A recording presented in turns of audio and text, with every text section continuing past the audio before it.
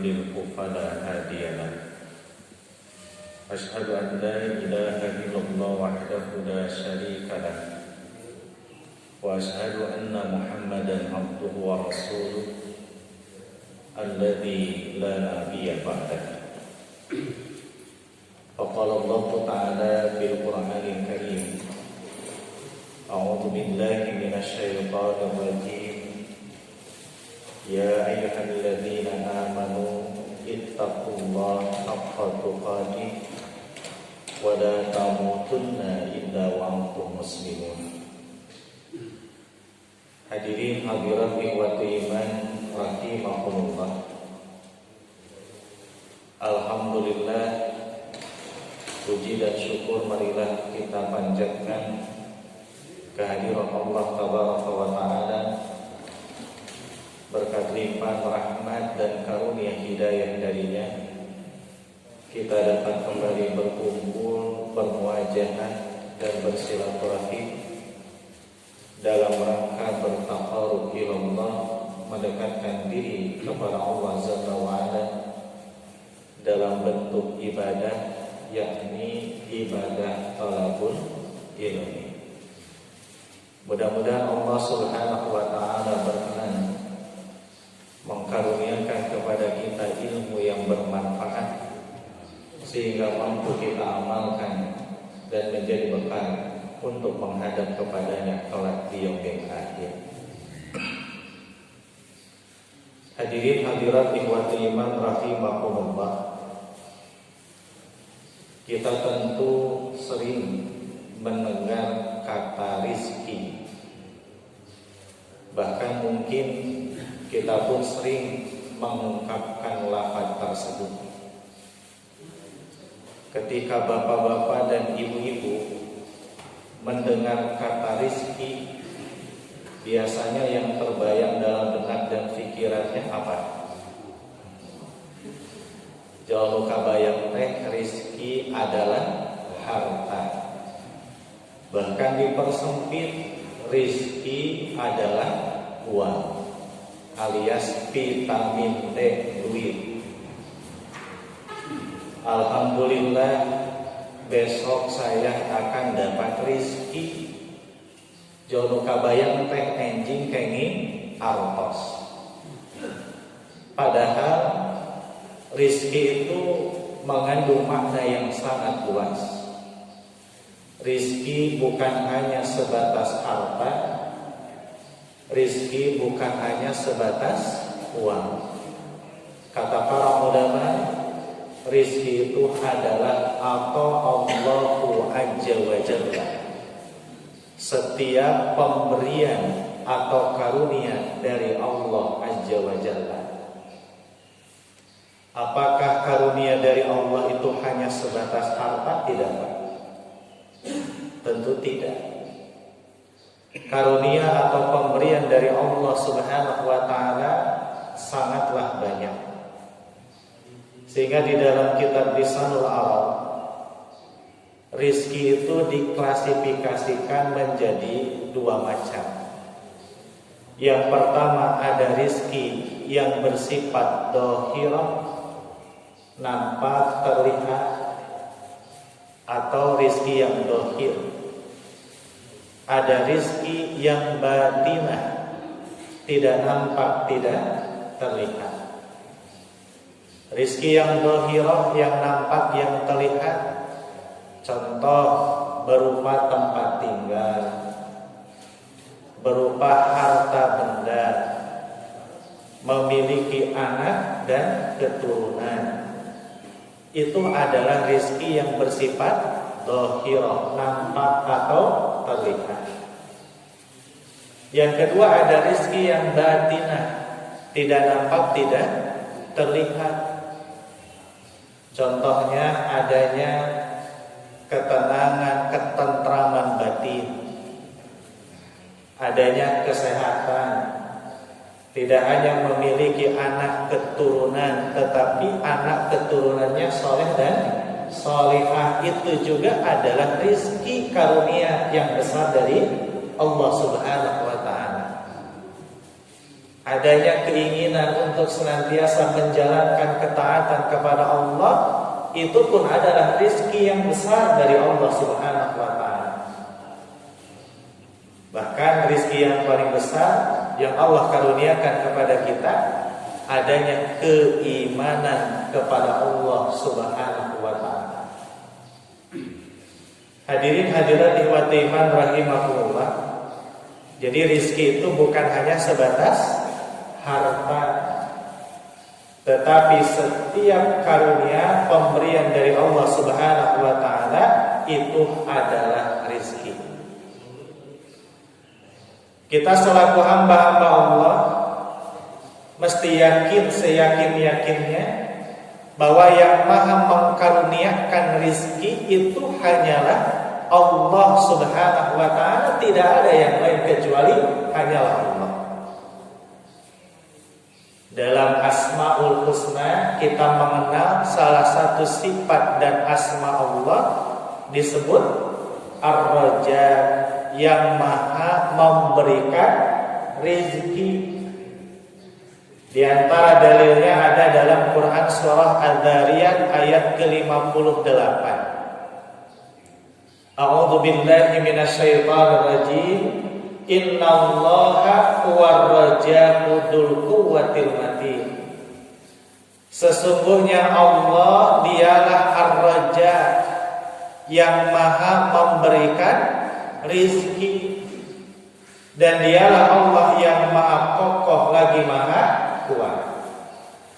Nah, dalam ayat ini disampaikan salah satu asma dan sifat Allah adalah Ar-Raja, yang maha memberikan rizki. Jadi rizki itu bukan dari pembeli ketika kita berdagang. Rizki itu bukan dari bos di mana kita bekerja. Rizki bukan dari pemerintah. Rizki bukan dari manusia yang lainnya, tetapi itu adalah wasilah yang Allah tetapkan bagi siapa saja yang Allah ridhoi. Jadi yang maha memberikan rizki, kita mesti yakin seyakin-yakinnya hanyalah Allah Subhanahu wa ta'ala. Dalam ayat yang lain Allah pun menyampaikan makna yang serupa. Di antaranya dalam Quran surah Fatir ayat yang ketiga. Allah Tabaraka wa ta'ala berfirman, ya ayuhan nas, wahai manusia. Berarti yang diseru apakah hanya orang-orang yang beriman saja? Tidak. Tidak hanya orang-orang yang beriman, tetapi seruan di dalam ayat ini bermakna umum. Yang diseru adalah seluruh manusia. Udhkuru nikmatallahi alaikum. Udhkuru artinya ingatlah oleh kalian nikmatallah, nikmat Allah yang telah Allah karuniakan alaikum, bagi kalian. Yang dimaksud udhkuru nikmatallah alaikum di dalam ayat ini adalah perintah agar kita bersyukur kepada Allah atas berbagai karunia yang Allah berikan kepada kita. Dalam Al-Quran banyak ayat-ayat yang menjelaskan tentang syukur. Di antaranya mempertanyakan mengapa sedikit di antara hamba-hamba Allah yang bersyukur kepadanya, baik secara kuantitas maupun secara kualitas. Contoh dalam Quran surah Saba ayat ke-13, Allah Subhanahu wa ta'ala berfirman, wa qalilum min ibadiyas syakur, dan sedikit di antara hamba-hambaku yang bersyukur. Jadi dalam ayat ini Allah menyampaikan, ternyata dari sekian banyak jumlah kaum muslimin di dunia yang senang bersyukur kepada Allah, termasuk golongan minoritas. Ada minoritas jumlahnya banyak atau sedikit? Jumlahnya sedikit. Dari jumlah yang sedikit, ada yang kualitas syukurnya diterima oleh Allah, ada yang kualitas syukurnya tidak diterima oleh Allah Subhanahu wa taala. Berarti syukur yang berkualitas jumlahnya pun lebih sedikit. Oleh para ulama dijelaskan kenapa sedikit di antara hamba-hamba Allah yang bersyukur kepadanya. Setidaknya ada 3 faktor. Ada berapa Pak Bu? Ada 3 faktor. Yang pertama, tidak sadar akan nilai nikmat Allah Subhanahu wa taala. Yang ada dalam benak dan pikirannya disebut dapat nikmat kalau dapat uang. Padahal ketika kita menghirup udara, menghirup oksigen, itu nikmat atau bukan? Nikmat. Kita mampu melangkahkan kaki kita ke tempat-tempat yang kita kehendaki, itu pun adalah nikmat dari Allah. Allah karuniakan penglihatan sehingga kita bisa melihat. Allah karuniakan pendengaran sehingga kita bisa mendengar. Itu juga adalah nikmat karunia dari Allah Subhanahu wa taala. Tapi banyak di antara kaum muslimin yang tidak sadar akan nilai nikmat tersebut. Contoh Pak Bu, ada orang yang minum air susu sapi leguk-leguk, beres minum teh lain mengucapkan alhamdulillah, tapi sedap euy. Padahal Allah sebutkan di dalam Al-Qur'an bahwa air susu sapi itu meskikum min butuniha, kami keluarkan bagi kalian dari perut sapi, min baini partin wadamin, di antara saluran kotoran dan saluran darah, labanan khalisan saibul lisaribi, air yang murni, yang bersih, yang mudah untuk dikonsumsi. Jadi air susu sapi itu keluar antara saluran kotoran dan saluran darah. Kantos tepak buka caritakeun aya cai susu sapi keluar berwarna merah pekat seperti halnya darah? Tidak. Berbau pekat seperti halnya kotoran? Juga tidak. Itu adalah karunia dari Allah Subhanahu wa taala. Bapak-bapak, ibu-ibu nuang terong, hari terong warnana naon? Ungu ya. Bari heran. Lemas tah terong teh. Cik bapak-bapak ibu-ibu kantos kangen kelas terong. Siapa yang menetapkan itu? Allah Subhanahu wa taala. Belum lagi karunia nikmat Allah yang lainnya. Tapi banyak di antara hamba-hamba Allah yang tidak sadar akan nilai nikmat Allah sehingga tidak terdorong untuk bersyukur kepadanya. Ini faktor yang keberapa? Yang pertama. Yang kedua, kenapa sedikit di antara hamba-hamba Allah yang bersyukur kepadanya? Karena merasa tidak butuh akan nikmat Allah. Hari nuju ayah butuh ka Allah, rajin ibadah. Merasa butuh kepada Allah, rajin melakukan ketaatan kepada Allah. Tapi geus teu butuh deui ka Allah, lupa kepada Allah Subhanahu wa taala. Ada orang yang naik pohon kelapa sampai di ujung atas pohon kelapa datang angin begitu besar sehingga pohon kelapa itu goyang. Ia merasa butuh kepada Allah, ingat kepada Allah. Lalu ia memunajat berdoa kepadanya, ya Allah salametkeun abdi, salametkeun abdi. Sampai-sampai ia bernadar berjanji, kalau saya selamat, maka saya akan menyembelih 1 ekor sapi, dagingnya saya bagikan ke jamaah al-hujurat. Kalau sudah bernadar, ya mesti dipenuhi. Ternyata ayat turun saeutik teu kudu ku sapi, mun salamat mah mencit domba we hiji. Turun deui saeutik teu kudu ku domba. Kalau selamat mah mencit hayam we hiji bagikeun ka jamaah. Lalu sampai dia di darat dalam keadaan selamat, jangankan melaksanakan nazarnya, mengucapkan lafaz syukur alhamdulillah pun tidak. Keheotan we salamet Ketika di bagian atas pohon kelapa datang angin begitu besar, merasa butuh kepada Allah, ingin diselamatkan sehingga ia berdoa memunajat, bahkan sampai bernazar. Tetapi ketika selamat merasa tidak butuh lagi kepada Allah, ternyata tidak bersyukur kepada Allah Subhanahu wa ta'ala. Banyak di antara kaum muslimin ketika tertimpa musibah ingat kepada Allah, rajin ibadahnya. Ketika mendapatkan nikmat lupa kepada Allah, merasa tidak butuh lagi kepada Allah Subhanahu wa ta'ala. Inilah faktor yang menyebabkan kenapa sedikit di antara hamba-hamba Allah yang bersyukur kepadanya. Yang ketiga, kenapa sedikit di antara hamba Allah yang bersyukur kepadanya? Karena merasa apa yang ada di dalam dirinya adalah hasil jerih payahnya sendiri tok.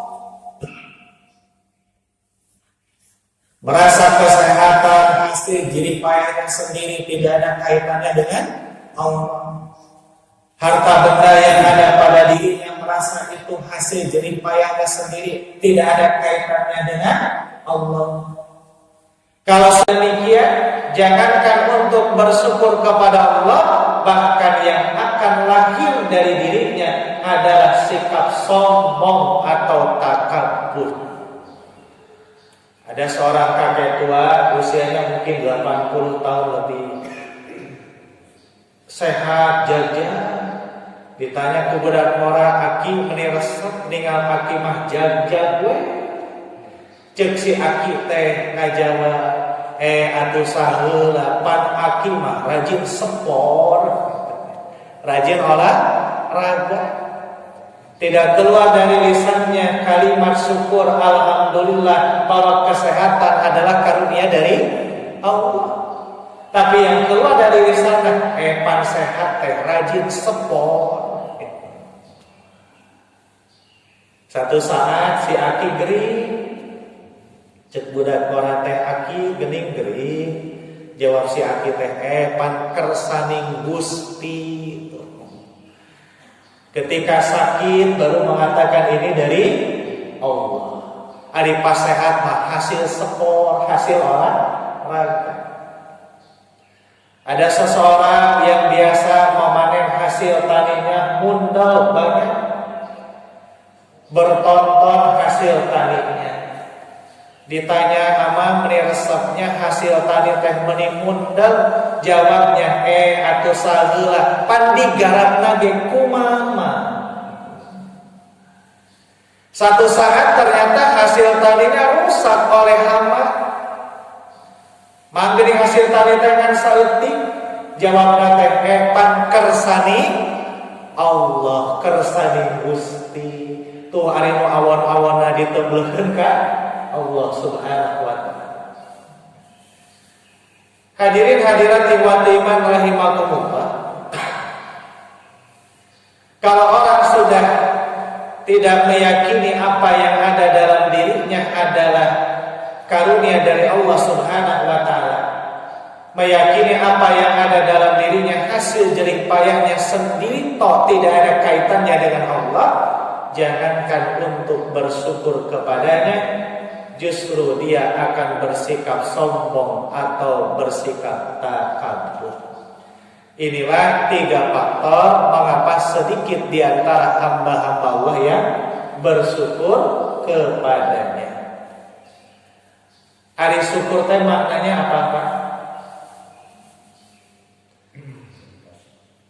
Syukur itu kata para ulama, di antara Imam Al-Maraghi rahimahullah ta'ala, sarful abdi jami'a ma an'amallah minas sam'i wal absar ila ma khuliqa li ajli.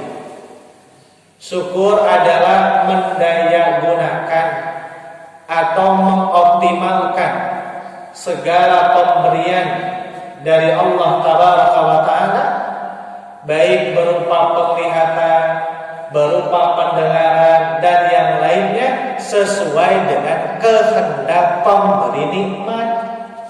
Yang memberikan nikmat siapa? Allah Subhanahu wa Ta'ala. Apa yang dikehendaki oleh Allah dari nikmat yang Allah karuniakan kepada kita? Wa ma khalaqtul jinna wal insa illa liya'budun.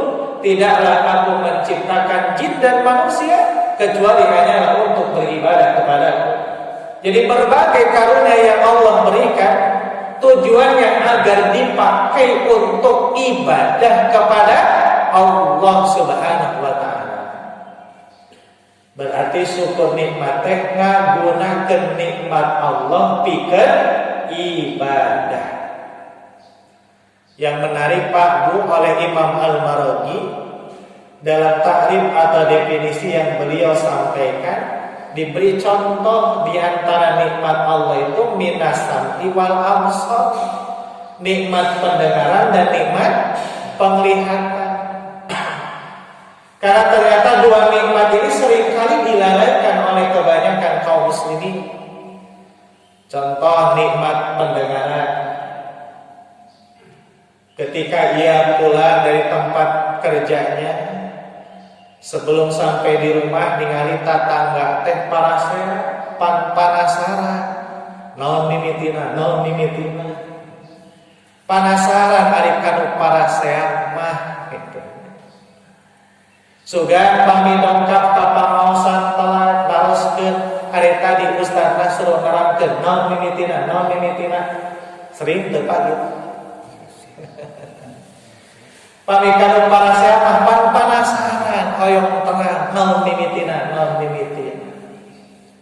Sampai di rumah ditanya oleh istrinya, "Kang, aya naon eta tatangga menirau we?"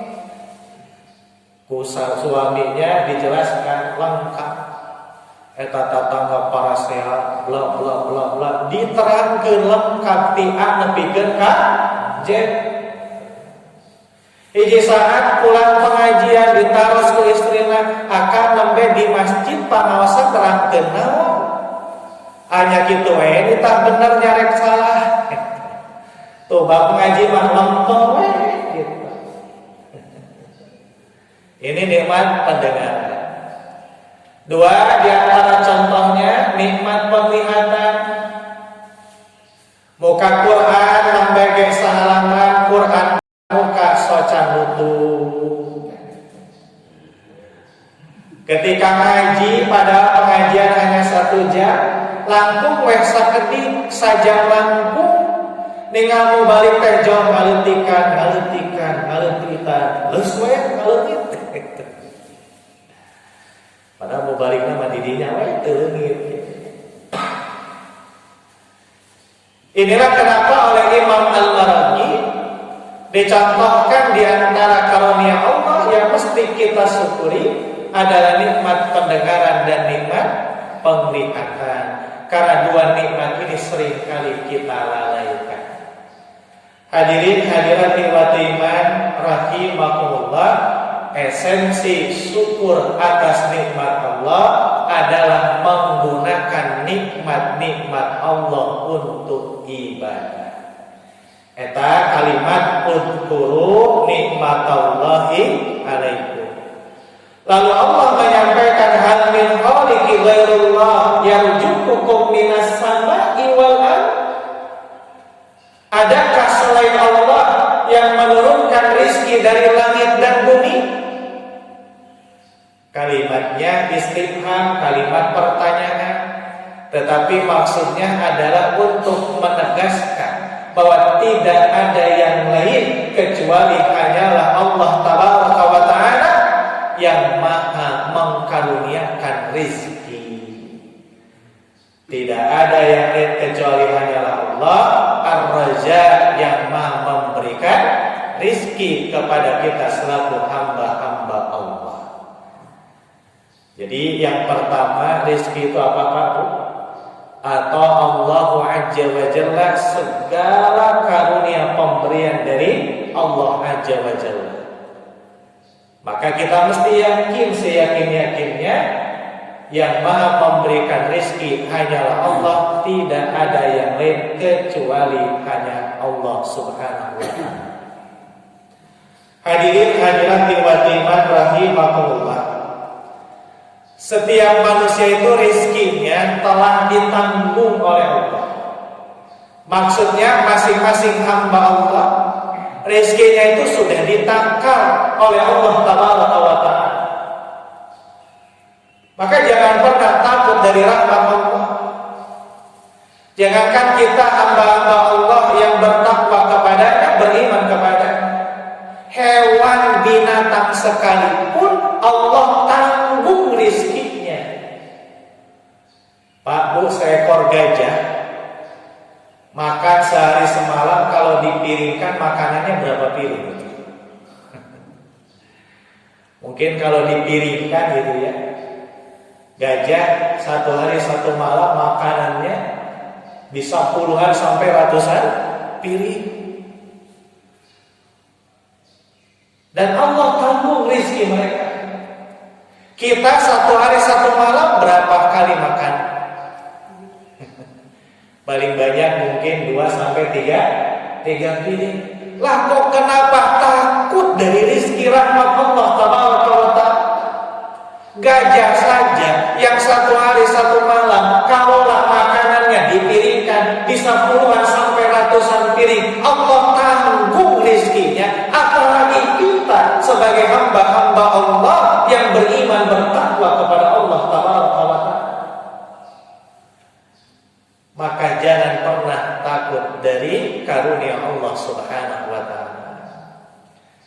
Nah, setiap hamba Allah rizkinya telah ditakar, telah ditanggung oleh Allah Tabaraka wa ta'ala, tetapi kita tidak tahu apa yang akan kita dapatkan, berapa banyak yang akan kita dapatkan di keesokan harinya.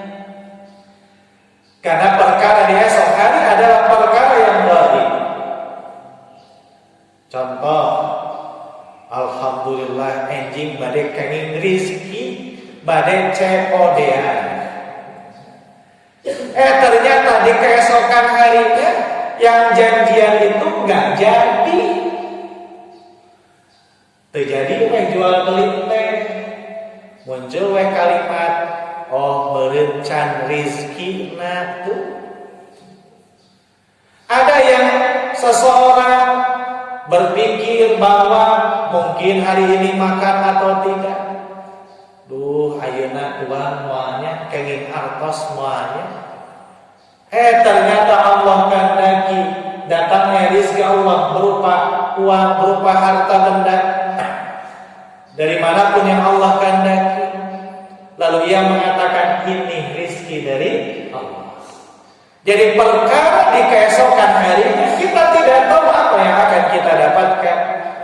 Berapa banyak rizki karunia dari Allah yang akan kita raih. Karena perkara esok hari adalah perkara yang gaib.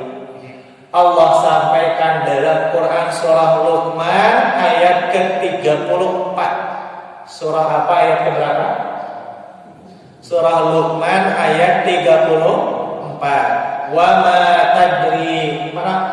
tadri nafsun mada taksibu ghadan. Dan tidak ada salah seorang pun yang dapat mengetahui apa yang akan ia dapatkan di keesokan harinya. Jadi setiap hamba Allah rezekinya telah ditetapkan oleh Allah, namun kita tidak diberitahukan oleh Allah berapa banyak rizki, apa saja rizki yang akan kita raih di keesokan harinya, karena perkara di esok hari kita tidak akan mengetahui. Nah, apa ibrah pelajaran bagi kita? Ibrahnya pelajaran bagi kita agar kita berikhtiar menjemput rizki Allah Subhanahu wa ta'ala. Kaitan dengan rizki yang dhahirah, diantaranya rizki dalam bentuk harta benda. Banyak orang yang berikhtiar, bahkan dengan ikhtiar yang maksimal, tetapi ikhtiarnya baru bersifat duniawi. Pergi pagi, pulang pagi, kaki jadi jadi kepala, kepala jadi kaki. Maksudnya bekerja keras, banting tulang, mencari dunia dan dunia, tetapi melalaikan amalan ibadah kepada Allah Tabaraka wa Ta'ala. Kalaupun dia dapat rizki berupa harta, maka jauh dari keberkahan dari Allah Tabaraka wa Ta'ala. Padahal Allah ingatkan di dalam Al-Quran, ikhtiar menjemput rizki Allah Tabaraka wa Ta'ala bukan hanya ikhtiar duniawi, tetapi juga ada yang disebut dengan ikhtiar ukhrawi. Artinya jangan sampai kita meninggalkan amal dan ibadah kepada Allah demi mengajar dunia, tapi kejarlah akhiratmu, maka dunia akan kau raih. Di antaranya dalam Quran surah Al-Jumu'ah ayat 10, Allah Tabaraka wa Ta'ala berfirman, "Fa idza qadiyatis shalah", apabila kamu sudah selesai melaksanakan salat, "fantasiru fil ard", sok bertebaranlah kalian di muka bumi, "waqtabu min fadlillah", maka carilah karunia Allah Subhanahu wa Ta'ala. Ayat ini kan berkaitan dengan ayat sebelumnya, menjelaskan tentang ibadah sholat Jumat. Di ayat ke-9 Allah sampaikan, "Idza nudiya lis-sholati yaumil jum'ah fas'au ila dzikrillah". Apabila disuruh untuk sholat di hari Jumat, yang dimaksud adalah ibadah Jumat. Fas'au, maka bersegeralah kalian kepada zikir kepada Allah, yang dimaksud untuk melaksanakan ibadah sholat Jumat. Jadi muntas waktu ibadahnya ibadah. Baru faidah qadiyatis sholat, selesai sholat, nembeleh fantasiru fil ard, sok bertebaranlah kalian di muka bumi untuk mencari karunia Allah Tabaraka wa Ta'ala. Diuranti balik, yang dikejar urusan dunia, akhirat ditinggalkan. Ketika ia dagang, datang waktu duhur, kagok rea pelanggan. Ketika waktu duhur hampir habis, masuk waktu asar, kagok rea pelanggan lebar. Sampai pada akhirnya sholat duhurnya pun ditinggalkan. Kalaupun ia dapat uang-uang yang didapatkan jauh dari keberkahan. Nah, seorang muslim yang baik, yang bertakwa kepada Allah Tabaraka wa Ta'ala, ia akan mengutamakan beramal ibadah kepada Allah, lalu mengejar karunia Allah Tabaraka wa Ta'ala yang berkaitan dengan urusan dunia. Jangan sampai kita menjadi budak dunia. Ciri budak dunia itu meninggalkan amalan ibadah kepada Allah demi mengejar harta. Hadirin hadirat iman rahimakumullah, ada amalan ibadah yang Allah sebutkan di dalam Al-Quran dan dijelaskan oleh Rasulullah SAW di dalam hadis-hadisnya, amalan-amalan ibadah yang dapat mengundang datangnya rizki dari Allah Subhanahu wa Ta'ala. Nah, apa saja amalan ibadah yang dapat mengundang datangnya rizki dari Allah Subhanahu wa Ta'ala? Di antaranya yang pertama, Pak Bu, istighfar dan taubat. Apa yang pertama, Pak Bu? Istighfar dan taubat. Istighfar artinya talabul maghfirah, memohon ampunan kepada Allah Subhanahu wa Ta'ala. Sedangkan taubat artinya an-nadam, menyesal. maksudnya menyesali perbuatan dosa yang pernah ia lakukan, lalu memperbaiki diri, memohon ampunan kepada Allah Tabaraka wa Ta'ala, menjadi pribadi hamba Allah yang lebih baik, lebih bertakwa kepada Allah. Ini disebut taubatan nasuha. Sanes tobat sambel, tos terang pedes, lada, cori. Sudah tahu apa yang dilakukan itu dosa, lalu ia memohon ampunan, isukna teh migawe pagawean dosa deui. Lu kitu mah tobat sambel. Ari taubatan nasuha yaitu ia sungguh-sungguh menyesali perbuatan dosa yang pernah ia lakukan, lalu ia memohon ampunan kepada Allah dan memperbaiki dirinya menjadi hamba-hamba Allah yang lebih beriman, lebih bertakwa kepada Allah Subhanahu wa Ta'ala. Dan istighfar dan taubat ini dapat mengundang datangnya rizki dari Allah.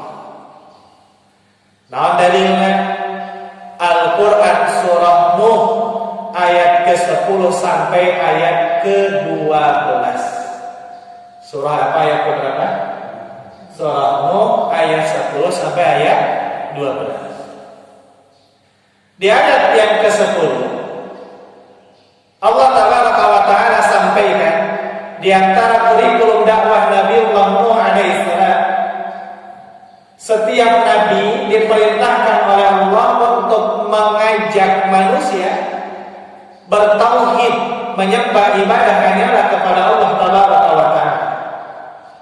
Nah, di antara dakwah yang lain mengajak mereka untuk beristighfar, memohon ampunan kepada Allah.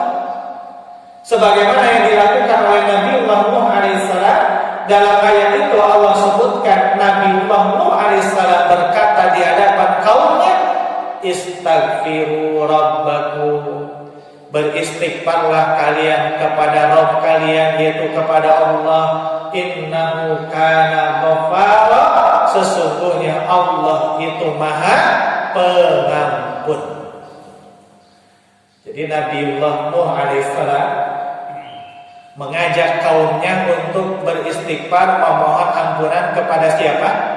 Kepada Allah Subhanahu wa Ta'ala. Apa faedahnya Allah sebutkan di ayat 11 dan ayat ke-12? Yursilus samaa 'alaikum midrara, maka kami akan menurunkan dari langit air hujan yang banyak. Wa yumditkum bi amwalin, dan kami akan karuniakan harta yang banyak, wa banin, dan anak keturunan, wa yaj'al lakum jannatin wa yaj'al lakum anhara, dan akan menjadikan bagi kalian kebun-kebun dan sungai-sungai. Maksudnya Allah akan memberikan kebahagiaan. Bapak-bapak, ibu-ibu, pami aya kabingung, kasusah, nuju stres, pan biasa teh hoyong teh pikniknya. Pami piknik biasanya ka mana Pak? Ke tempat-tempat yang menenangkan, menyejukkan. Inginnya ke tempat yang banyak rindang pepohonannya, aya sumber cairna, nunjukkeun tempat yang membahagiakan. Henteu kieu ya nuju streseur kasusah kabingung teh piknik teh ka tempat pembakaran sampah. Atuh tambah stres gitu. Tentu kita mencari tempat yang ada sumber airnya, rindang pepohonannya, nikmat kan gitu. Nah, yang diungkapkan oleh Allah Tabaraka wa Ta'ala, wa yaj'ala lakum jannatin wa yaj'ala lakum anhar, Allah jadikan bagi kalian kebun-kebun dan sungai-sungai. Kata para ulama tafsir, maknanya adalah Allah janjikan kehidupan yang bahagia. Jadi ayat sabaraha faidah Pak? Satu, Allah turunkan air hujan. Dua, Allah perbanyak harta. Tiga, Allah karuniakan anak keturunan. Empat, Allah janjikan kehidupan yang bahagia. Ini diantara karunia Allah Taala bagi siapapun yang memperbanyak istighfar dan bertobat dengan sebenar-benarnya tobat. Hiji diturunkan cai hujan, kita yakin air itu adalah sumber kehidupan. Tidak ada air sulit hidup, bahkan bisa mati kelaparan. Apabila kemarau berkepanjangan, jangankan untuk mandi, untuk minum pun sulit. Maka ini turunnya hujan bagian dari karunia Allah. Tapi tahu sekali tiap turun hujan terjadi musibah, banjir, longsor. Apa karena hujannya atau karena perbuatan manusianya?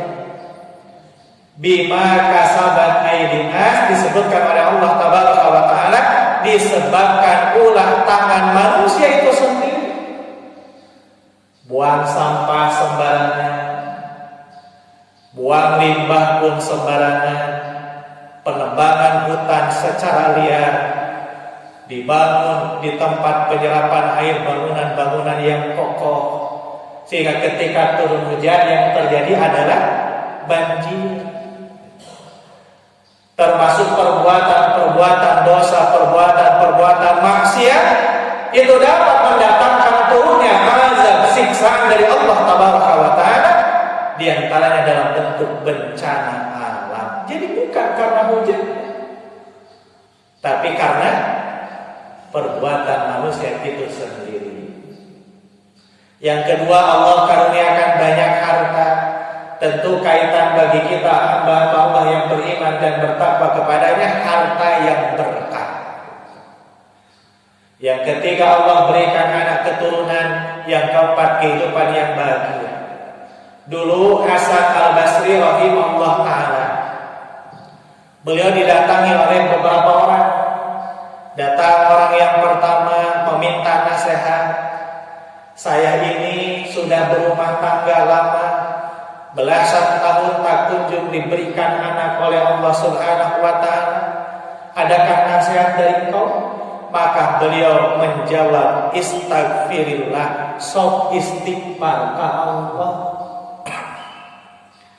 Datang orang yang kedua, di tempat tinggalnya kemarau yang begitu panjang, tak kunjung turun hujan.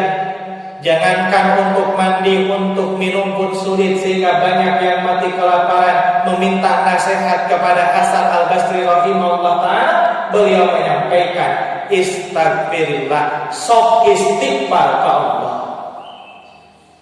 Datang orang yang ketiga, orang yang miskin, bahkan dia mengatakan mayoritas di tempat saya adalah orang yang tidak mampu, orang-orang yang fakir. Meminta nasihat kepada Hasan Al-Basri rahimahullah ta'ala, bagaimana caranya agar Allah karuniakan berupa harta. Maka beliau pun menjawab dengan jawaban yang sama, istighfirillah, sok istighfar ke Allah. Muridnya bertanya, wahai guruku, setiap yang datang kepada engkau menjawab dengan jawaban yang sama, menyuruh mereka untuk beristighfar, memohon ampunan kepada Allah Tabaraka wa Ta'ala. Maka beliau menyampaikan firman Allah, Quran surah Nuh ayat 10 sampai ayat 12. Jadi di antara manfaat memperbanyak istighfar dan taubat adalah mendatangkan rizki dari Allah berupa turunnya air hujan, diperbanyak harta, dikaruniakan anak, dijanjikan kehidupan yang bahagia. Jadi kalau sekarang kita diuji oleh Allah Tabaraka wa Ta'ala, rizki kaitan dengan harta, usahanya bangkrut, rizkinya seret, berarti kita mesti memuhasabah diri. Mungkin kita lalai dari beristighfar dan bertobat kepada Allah Tabaraka wa Ta'ala. Pada setiap hari kita tidak lepas dari melakukan perbuatan dosa-dosa dan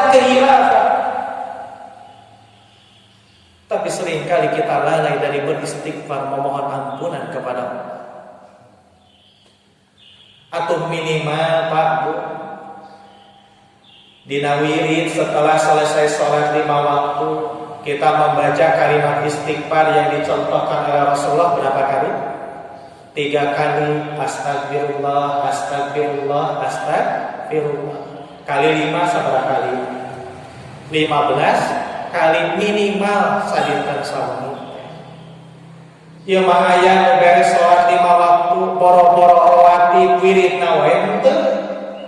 Gajleung-gajleung we kitu nya beres salat teh. Maka dalam hadis riwayat Imam Bukhari, Rasulullah sallallahu alaihi wasallam dalam satu hari satu malam tidak kurang dari 70 sampai 100 kali membaca kalimat istighfar. Tentu di luar ibadah yang ditentukan kaifiatnya atau di luar ibadah makhluk. Sok perbanyak istighfar. Rasulullah orang yang dijamin masuk surga, dijamin terhindar dari siksaan api neraka. Beliau setiap hari memohon ampunan dan bertobat kepada Allah Tabaraka wa Ta'ala. Bahkan setelah turunnya Quran surah An-Nasr, Allah sebutkan fasabbih bihamdi rabbika wastaghfir. Bertasbihlah, bertakbirlah dan beristighfarlah. Dan semenjak itu kata Aisyah radhiyallahu anha, yang paling banyak keluar dari lisan Nabiullah Muhammad sallallahu alaihi wasallam adalah kalimat istighfar, memohon ampunan kepada Allah. Ini seorang nabi, seorang rasul yang ibadahnya sungguh luar biasa, akhlaknya begitu mulia, tetapi senantiasa memohon ampunan kepada Allah. Lah saya belum dijamin terhindar dari siksa api neraka. Tiap hari kadang melakukan kehilapan perbuatan dosa, tapi seringkali lalai dari istighfar dan bertaubat kepada Allah Tabaraka wa Ta'ala.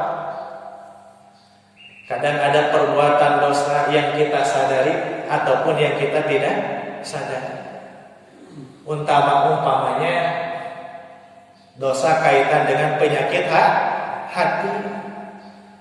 Beramal tetapi maksud tujuan hatinya karena mengharapkan pujian dari orang lain, disebut riya.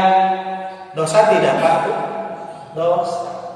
Tapi seringkali tidak sadar muncul dalam hati ada riya, keinginan dipuji oleh orang lain dari amal ibadah yang dia lakukan. Kadang juga muncul rasa dengki, tidak senang melihat orang lain mendapatkan kenikmatan. Ningali tatangga kenging kenikmatan teh geuring. Ningali tatangga nembe kenging kulkas jog ngadadak panas tiris. Nepikeun ka dikrok tonggongna nu kaluar kulkas. Eta teh jalma nu dengki mah kitu, Pak. Itu adalah perbuatan dosa. Maka perbanyaklah beristighfar dan bertobat kepada Allah. Bisa jadi rezeki kita seret, Allah uji, pendapatan kita berkurang, bahkan bangkrut usahanya. Mungkin kita lalai dari beristighfar dan bertobat kepada Allah Subhanahu wa Ta'ala. Itu yang keberapa Pak Bu? Yang pertama, sebetulnya ada 5. Kita bahas satu lagi saja ya Pak, karena waktu. Yang kedua, amalan ibadah yang dapat mengundang datangnya rezeki dari Allah Tabaraka wa Ta'ala adalah tawakal. Apa Pak Bu? Tawakal. Tawakal itu apa sih? Sumerah diri atau basrah diri. Dalam bahasa Arab tawakal itu secara bahasa artinya mewakilkan, seperti kalimat wakaltu amri fulan. Saya mewakilkan satu urusan kepada si fulan. Sedangkan maknanya adalah berserah diri atau memasrahkan diri hanya kepada Allah Tabaraka wa Ta'ala. Allah sampaikan di dalam Al-Quran, yaitu dalam Quran surah At-Talaq ayat yang ketiga, wa may yatawakkal 'ala Allah fa huwa hasbuh. Barang siapa yang bertawakal kepada Allah, maka Allah akan penuhi kebutuhannya. Siapa yang berjanji di sini? Allah Subhanahu wa taala. Kalau Allah sudah mengungkapkan janjinya, pasti dipenuhi atau tidak? Pasti dipenuhi. Asalkan syarat-syaratnya kita lakukan. Allah sebutkan, wa may yatawakkal 'ala Allah, barang siapa yang bertawakal kepada Allah, fahuwa hasbuh, maka Allah akan penuhi kebutuhannya. Imam Al-Qurtubi rahimahullah taala, beliau menjelaskan tafsir ayat ini, barang siapa yang berserah diri hanya kepada Allah, maka Allah akan mencukupkan segala kebutuhan hidupnya. Dan ini janji Allah tabaraka wa taala. Makanya salah satu upaya agar amal kita diterima oleh Allah dan menghasilkan karunia dari Allah tabaraka wa taala, di antaranya rizki dan pahala dari Allah, awalilah dengan keyakinan dalam hati bahwa segala sesuatu yang menentukan hanyalah Allah. Inilah tawakal. Dan ini seringkali di antara sebagian kaum muslimin tidak mampu melakukannya. Ada orang ketika ditanya, duh resepnya pamit tedama kantun ke rumah sakit aya jaminan kesehatan, sekolah biayanya juga pasti ada, dan damel lagi di perusahaan yang besar. Jawabna teh muhun atuh da pun lanceuk mah suami saya mah kerjanya juga di BUMN, segala sesuatunya ditanggung. Padahal segala sesuatu yang menetapkan siapa? Allah Subhanahu wa taala. Nah, hati-hati dengan kalimat-kalimat semacam itu, karena bisa mendekatkan pada perbuatan syirik kepada Allah tabaraka wa taala. Makanya kaitan dengan tawakal, ada kalimat qaulullah, la haula wala quwwata illa billah. Tidak ada daya upaya kecuali atas kehendak kekuatan dari Allah Subhanahu wa taala.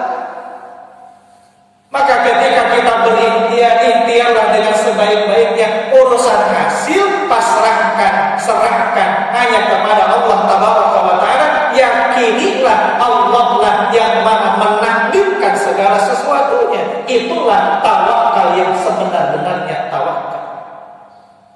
Tidak menggantungkan dirinya kepada makhluk. Ibu mah dikersakeun teu damang, kamari lalandong ka dokter anu, tuh hebat dokter nage. Landong nage awis, mata ayeuna jag-jag. Kalimat-kalimat semacam ini bisa mendekatkan dirinya kepada perbuatan syirik. Ucapkanlah alhamdulillah, la haula wala quwwata illa billah. Bukankah ketika kita keluar dari rumah kalimat doa yang kita baca juga bismillahi tawakkaltu 'alallah la haula wala quwwata illa billah. Artinya ketika kita memulai aktivitas, memulai beramal, mesti yakin tidak ada daya dan upaya kekuatan kecuali atas kehendak Allah tabaraka wa taala. Dan inilah yang disebut dengan tawakal. Jadi mun ayeuna urang rezekinya maka mesti memuasabah diri meureun urang teh can tawakal dengan sebenar-benarnya tawakal kepada Allah. Nah, Rasulullah sallallahu alaihi wasallam beliau menyampaikan dalam hadis yang bersumber dari Abdullah bin Mas'ud, "Lau annakum tatawakkaluna 'ala Allah haqqa tawakkuli." Seandainya kamu bertawakal kepada Allah dengan sebenar-benarnya tawakal, la rajakum kama yarjuqut tayr, maka Allah akan memberikan rezeki kepadamu sebagaimana Allah memberi memberikan rizki pada burung. Tagdu himasan wa taruhu bitonan. Burung keluar di pagi hari dalam keadaan lapar, pulang di sore hari dalam keadaan kenyang. Ketika burung keluar di pagi hari mencari makanannya, apakah sudah tahu di mana tempat makanan yang akan didapatkan? Belum tahu. Ahi berwe gitu. Sumerah diri we tahu. Yakin dah Allah mengarizki ya. Pergi dalam keadaan lapar, pulang dalam keadaan kenyang. Contohlah burung ketika kita akan bertawakal kepada Allah. Barang siapa yang bertawakal dengan haqqat tawakkulihi, tawakal sebenar-benarnya tawakal, maka Allah akan jamin memberikan rizki kepada kita. Hadirin hadirat iman rahimahullah, ada 3 lagi, tetapi insyaallah mudah-mudahan di lain kesempatan saya sebutkan saja ya Pak. Yang ketiga, ibadah dengan penuh semangat. Yang keempat, silaturahmi. Rasulullah Shallallahu Alaihi Wasallam beliau menyampaikan di dalam hadis berkaitan dengan silaturahmi, di antara faedahnya adalah dipanjangkan umur dan diluaskan rezeki. Yang kelima, perbanyaklah berinfak di jalan Allah. Dengan memperbanyak infak dan sedekah, Allah akan mempermudah rezeki kita di dunia.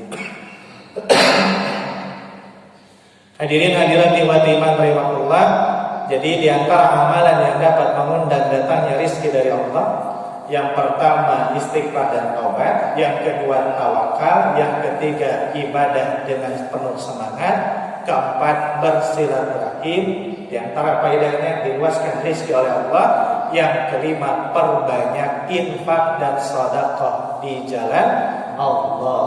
Maka Allah janjikan bukan dikurangi hartanya, tetapi hartanya akan ditambahkan oleh Allah.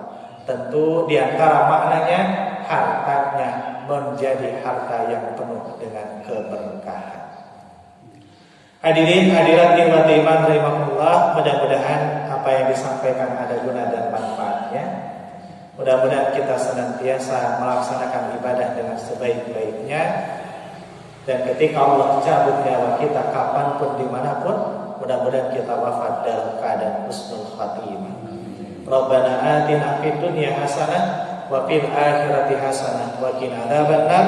Rabbana wa taqabbal du'a. Aqulu qouli hadza wa astaghfirullah li wa lakum. Wassalamu alaikum warahmatullahi wabarakatuh.